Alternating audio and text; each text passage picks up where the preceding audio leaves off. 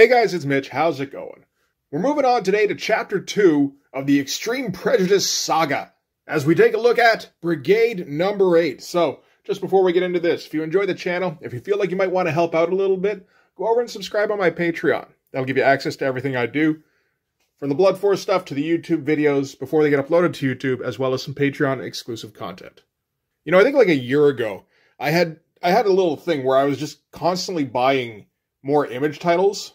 And I'm not sure if I got this around that time, but I know when I did get this, there was a moment when I looked at it like, I'm never going to make a Brigade number 8 video. I got to get through like 11 comics before then. Well, that day has arrived. Those 11 Brigade videos are on record. So we're going to see how 1994 Extreme Studios does a multi-title crossover these days. We got to see if they've learned any lessons from the Blood Brothers crossover. I kind of doubt it. I kind of think they'll just go from team to team, and each team will take a crack at the big threat, which is Quantum here, and then they'll get, in the first round, they'll get beat. And then you got to go around for a second round. And then they get closer to not getting beat, and then in the last one, they beat him. I expect no plot twists whatsoever, other than, like I said, I'm pretty sure Bloodstrike gets wiped out at some point towards the end of this. So how has this crossover gone so far? Well, this is Quantum here. He was under lock and key in like a maximum security underwater facility that drained his powers, which are like, he absorbs electromagnetic radiation. I first assumed that meant he was like Magneto, but no, it just seems like he absorbs radiation and it makes him do power blasty stuff and fly. So Team Youngblood were alerted that the facility housing Quantum had been compromised in some way. It was taking on water because it's an undersea facility. Sentinel assembles the team and gets them over to that facility just in time to see Quantum breaking out. They have a big fight, and then Quantum leaves. This is a series of events I think we'll get to be familiar with before this series is done. So let's start with the cover here. You know, whatever. It's fine. You get Quantum here. You get Battlestone with his broken armor. It's a nice idea, and there's some interesting foreshortening going on in the arm here. He's trying some stuff out, and we've got a defeated Seahawk and Cold Snap in the background, or considering how often Brigade like to just, you know, relax in either California or in the Caribbean, they might just be sunning themselves. Still terrible hands. Different kind of terrible hands, though. I mean, like, you know, these are the same, but I feel like I haven't seen that particular kind of terrible hands from Marat before. What the fuck is that? Oh, that's the little braid in Battlestone's hair, isn't it? All right, so, creator and story, Rob Liefeld. Penciler, Marat Mychaels. Writer, Eric Stevenson. Inker, Marlo Alquiza. Maybe look a little bit better for that. And we get our heads again. This happened in Team Youngblood number 7 as well. So I guess this is something they want to carry over from issue to issue. Again, I don't like the hand-lettered font on these, but whatever. Doesn't matter. I also don't like the 1994 CG going on in the inside cover here, but it is Extreme Studios. I mean, they're gonna do the worst of everything 90s. So we're gonna start out in the past, where a goatee-less Quantum is telling other super people, including, like, straight up the Thing, that no longer do they have to endure the disapproving gaze of man. No more must we move amongst those less than we. For today I give you a home. Today I give you New Haven. So yeah, came up with a headquarters for all of the super people in the world, I guess. The New Gene people. They got to come up with their own variation of it, I guess. I'm going to guess this isn't Marat doing these, but nobody else gets a credit. But then again, they just don't seem to do that with Marat, because there are plenty of panels that are very clearly too good for Marat to draw, but nobody else gets credited. So I think he just gets other... I don't know what he does. Unless he's just flat out stealing from other people. That's an interesting possibility, actually. Because, I mean, he's working for Rob, right? Liefeld stole from people constantly. And he took shit for it, because you're not supposed to do that. But I always got the impression Rob felt that this was a big kind of, you know, we're all in this together. We can use each other's compositions whenever we like and call it an homage. and it helps us get through those things that we don't know how to draw. And he did it on like 5 consecutive New Mutants covers as well. So I wonder if you're somebody like Marat Mychaels, who isn't very good, but has his own book and has had his own book for a couple of years now. If you start swiping from other artists, including maybe, say, other artists in your own studio, does Rob tell you, hey, that's not okay? I'm guessing he doesn't. But yeah, just kind of an interesting little tangent to think about there. All the stuff on this page looks fine. So again, we can assume that Marat stole it. That's not it all, though, because I'm quite sure Marat stole everything here except maybe the mountains. Even the mountains, I think he probably looked at something for, you know, just an idea for what to do for texture. So Quantum arrives in the present day to New Haven. New Haven has been demolished. And we can assume that all of the inhabitants are now dead or scattered to the winds, you know. So they helpfully tell us that New Haven here was set up in Canada's Northern Territory, by which I think they mean Northwest Territories, so modern Nunavut, and blah, blah, blah, blah, blah, Quantum is sad. So yeah, the art here is pretty good, just straight up. There's some questionable perspective in Quantum here. I think his torso maybe should be like a little bit longer, or like the pelvic region, something in there isn't quite big enough. It's not his dick. I'm not talking about his dick. I'm just mean like his proportions aren't quite right. But I mean, it's pretty good. There's nice detail on the ground here. This totally isn't fucking Marat. This thing here looks great. Like, it looks like somebody destroyed a gigantic playset toy. But I'm okay with that. Like, all the tech on it looks all right. Yeah, I mean, we just kind of have to discount this splash. Again, because I'm 100% sure this isn't Marat. I don't know who it is. I don't know who he's copying it from, or who he's hiring to finish his work for him, or fucking whatever. It's just not Marat. And there's some weird placeholder lettering here. It's all just, you know, you monsters, you blew it up, damn you, all that shit. But it's very, I don't know, messily done. It looks like Marat tried his hand at lettering or something. Or I don't know, like, you know, it would be okay. It's just, it's not as good as this stuff. So, yeah, Quantum flies down. He finds some mark on the floor that indicates to him who was behind this. Pretty sure it's the Covenant of the Sword or something like that.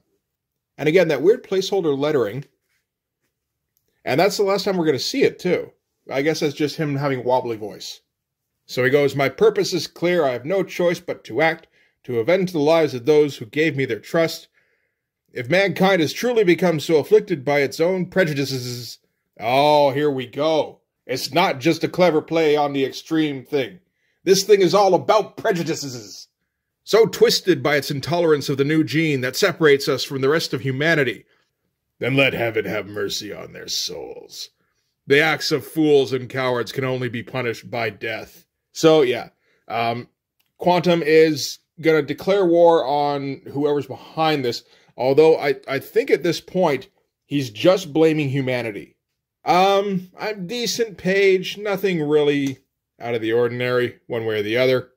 Again, I assume these are done Marvel method, where Eric Stevenson has to come up with something, you know, like Marat does this sequence of events, where Quantum flies down and stands and cries and flies away.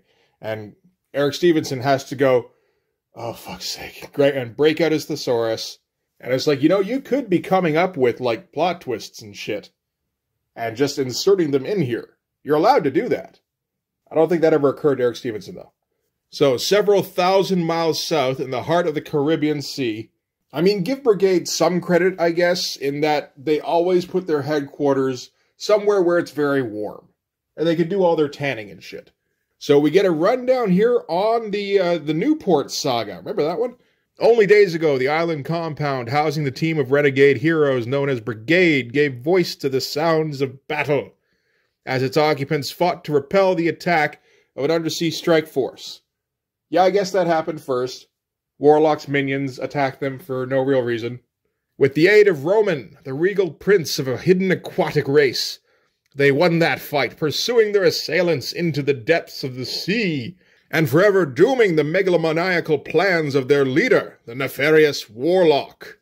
I mean, when you break it down like that, and you say it took place over 3 issues, that can sound like shit happened. Except we read those issues, no shit happened. Completely shitless. Well, that's not true. So Brigade is getting in some R&R at their headquarters on the Caribbean island here. Where he's like, as much running around as we've done in the last few months, I'd almost forgotten what it was like to relax. And like Boone and Seahawk are just doing some arm wrestling.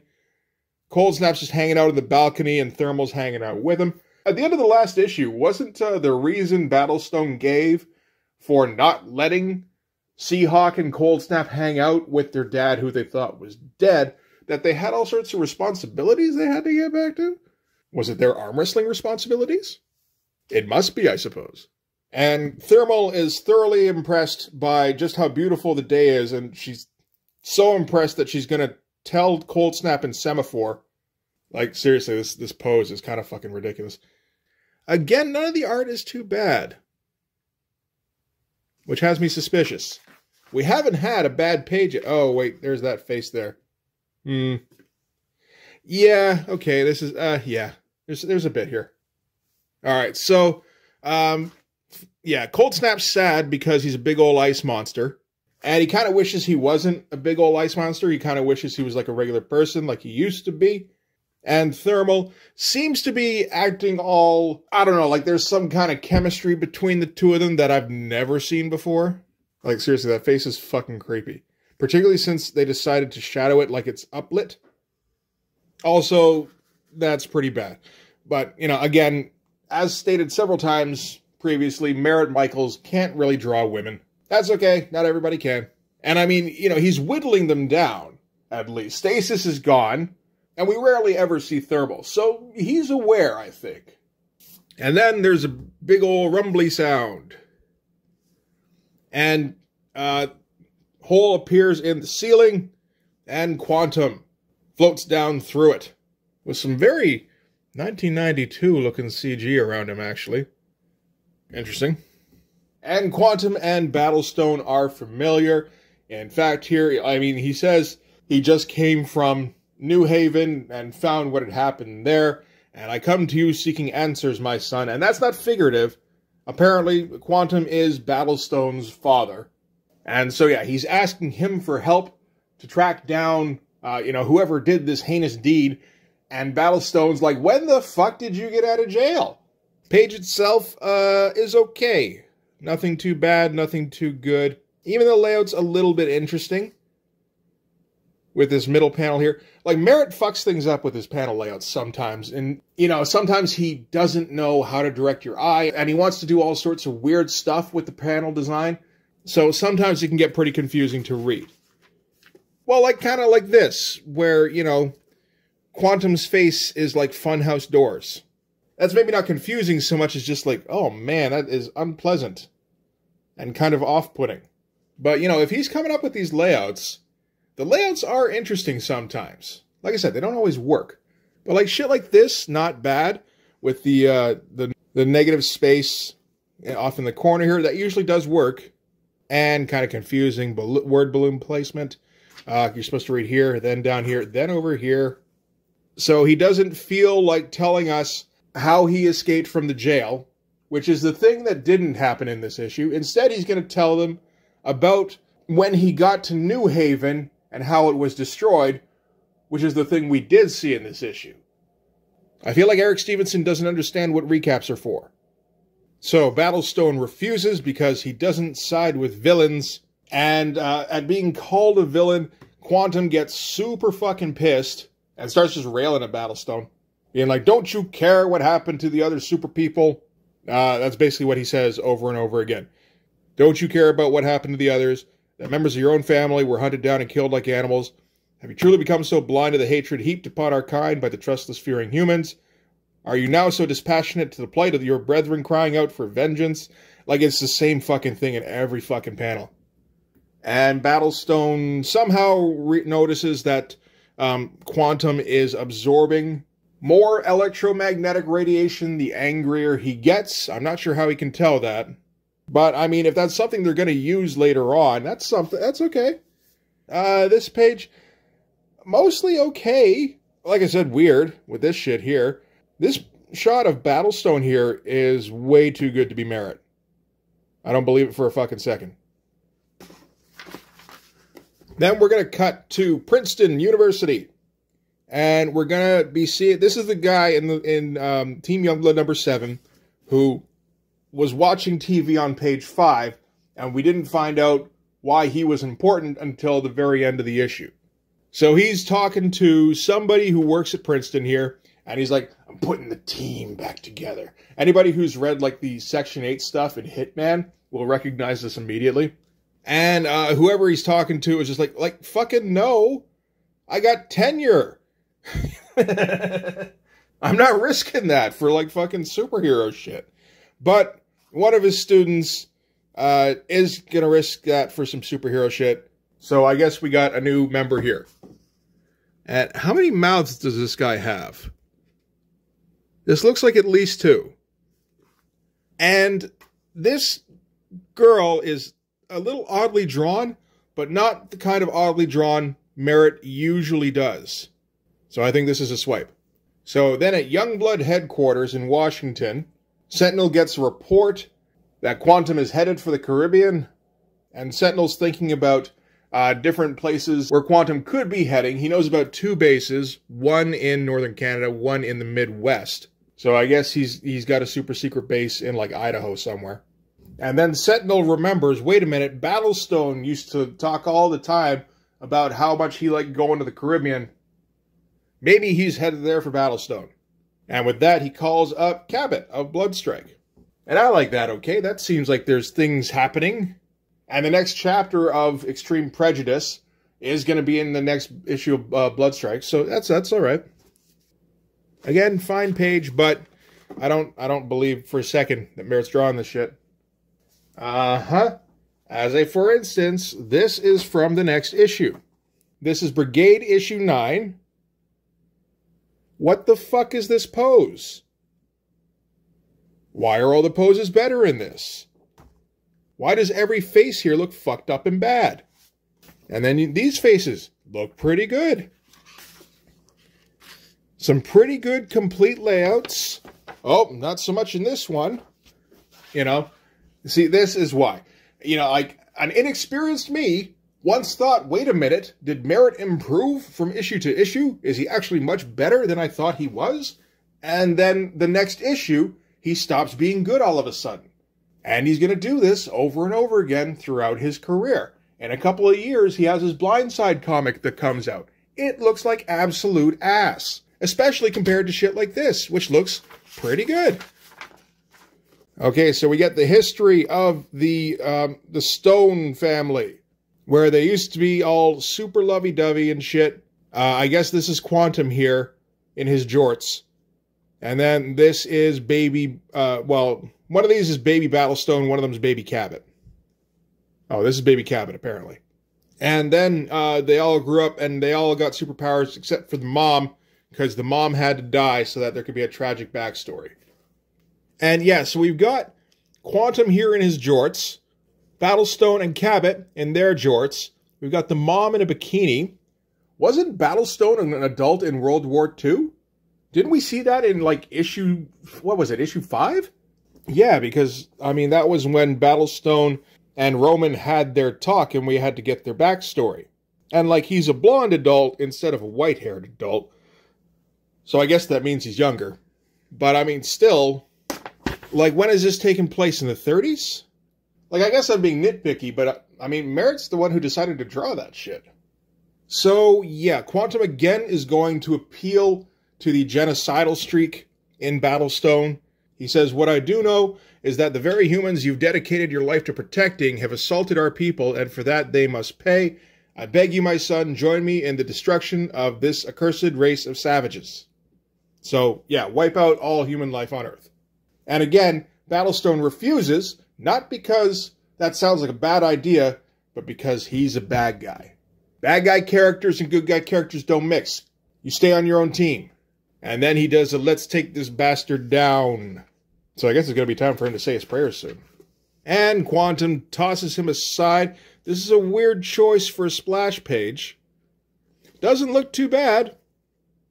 So whoever he's stealing from, you know, good job. And I think he's flinging more people out of the way. That's all right. And doing something to Thermal and maybe Seahawk or Boone. I don't know, one of them. And then Cold Snap isn't very convinced of his chances. Because, like, Quantum is walking through here being like, and if my own flesh and blood is unable to sway me from my course, surely the champions of mediocrity, which is absolutely Brigade's subtitle. I can't believe they don't have that t-shirt. Can't actually believe that you'd fare any better. And Cold Snap goes, yeah, well, maybe we can't, jerk face. But it's going to be an even colder day in hell before yours truly goes down without a fight. So all of this is he froze him. That's fine. All looks okay. The slightly awkward pose here. But I don't mind it too much. Again, you know, like, I've been saying, you know, like, Marat is doing in slightly better compositions on covers than Rob. He's doing weird shit on page layouts. Is he? Everything he does is suspect. So Quantum's melting the ice. And Cold Snap goes, shit, I gotta make more ice. And then he runs out of ice. And I mean, this panel here, not so great. These ones here, just like flat out good. I like everything going on with Cold Snap here. I like the shadowing on the back of the leg here. I wish I knew who to give credit on that. So Cold Snap's exhausted. Everybody else has managed to pull themselves together for being tossed around by Quantum before. Battlestone tries to warn him that he's absorbing too much radiation. He actually has a decent metaphor here. You may well be more powerful than you've ever been before, but your intake of electromagnetic radiation is reaching dangerous levels. You're like a man once dying of thirst, drowning in a wellspring of salvation. You know, like, it's a little awkward, but, you know, oh shit, okay, yeah, no, I get what you're saying, Eric Stevenson. Weird. And Quantum goes, bullshit, son. And apparently completely breaks free of the ice. Again, I like this panel, although a large part of this is due to the colors. Who's doing the colors on this again? It's Paul Mounts. That's not bad, Paul Mounts. I like what you're doing there. Yeah, so he breaks free of the ice and goes, man, I'm getting bored. And he leaves, which is kind of what he did at the end of Team Youngblood number 7. I think we can assume he's going to do that again in the next issue of Bloodstrike. Probably. And again, pretty good art. Weird shit going on here. Flat out way too good for Marat. Even the art here, way too good for Marat. It's kind of obscured and everything by the crazy colors. Way too much detail for Marat. Fuck off, he drew that shit. And then we're going to end with that soldier that Quantum rescued because he broke Quantum out of the prison. And he gets shot by the Brotherhood of Man. Oh, shit, so it's not the Covenant of the Sword. I keep confusing those two. I don't know what the difference is. And that's going to do it for Brigade number 8. And then more of that black and white bullshit. That page is not bad, but I am not spending any time reading that. This is my collection of Extreme Comics. Impressive, I know. Oh, Battlestone's so mopey. I can't shit on the kids who like send into this. Unless it's like really bad. Then you gotta say something. And none of these are really that. So we got, okay, ask the creative team. I do like this feature now. What's the best and worst thing about your job? Marat Mychaels, best, the opportunity to work with all the creative people here. By work with, do we mean steal from? Worst, deadlines. Don't worry, Marat, you've only got one more issue of this comic to draw. And then you're pretty much booted out of the industry. Marlo Alquiza, best, I get to draw and ink superheroes, something I wanted to do since I was a kid. Worst, demanding hours. See, I believe it. I've seen Marlo Alquiza's name all over all sorts of shit. Kurt Hathaway, best, it's a hell of a lot of fun sometimes. Worst, deadlines. And Liefeld / Ripley, best, fans. Worst, deadlines. Nobody likes deadlines. This is the first acknowledgement I've seen that Rob Liefeld knows what a deadline is. And we get the rundown for everything that's going to happen over the next 4 issues of Extreme Prejudice. So, for instance, Bloodstrike number 9. Part 3 of 7. Bloodstrike is drawn into conflict with Quantum as Battlestone and Brigade arrive in Washington to lend a hand.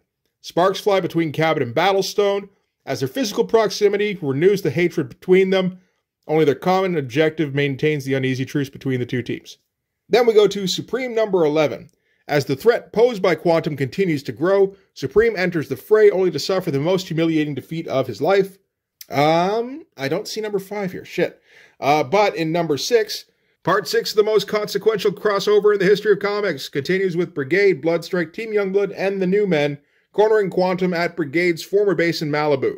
Is their combined might enough to stop the awesome power of Quantum? So, like, if you didn't want to read these issues, like, maybe you were just, like, a leftover Bloodstrike fan or something, or, you know, fuck's sake. Look at that shit. Look at the fucking helmet thing there. That's terrible. But, like, if you were reading Supreme, and all of a sudden, there's this weird issue where a dude flies in and apparently beats the shit out of Supreme and then leaves, and in the next issue, there's no real mention of him, probably. You can just read these breakdowns to find out what the fuck that was all about. It's handy, I suppose. So, yeah, that's it for this issue. I mean, it was pretty much what we expected. I guess we learned that Quantum was the father of Cabot and Battlestone. And we learned a potential weakness that may or may not get exploited later on with Quantum absorbing too much radiation. But, you know, aside from that, he just kind of showed up at Brigade headquarters, and they had a fight, and then he went pshaw and left. So yeah, that's the writing, pretty much exactly what we expected. The art, I can't grade it. This is like when you're expected to hand in a term paper, and you crib everything in it. You don't get marked on how good the art is. You get a 0. Because I know a significant proportion of the contents of this work are not by this student. I'll mark Brigade number 9 because it looks like that is pure merit, for the most part. It's probably still swiping things here and there, but I don't know. He just ran out of source material for an issue. But this one, nope, 0. Fuck off out of my class. So anyway, that's going to do it for this one. Thanks very much for watching. If you like this video, please hit like, hit subscribe, hit the notifications so you know when the next one's coming out. Go over and subscribe on my Patreon. That'll give you access to everything I do, from the Blood Force stuff to the YouTube videos before they get uploaded to YouTube, as well as some Patreon exclusive content. You can also follow me on Instagram and DM me there for commissions, and you can join the Blood Force Discord server. But yeah, that'll do it. So thanks again for watching. I'll see you guys in the next one. Bye-bye. And forever dooming the megalomaniacal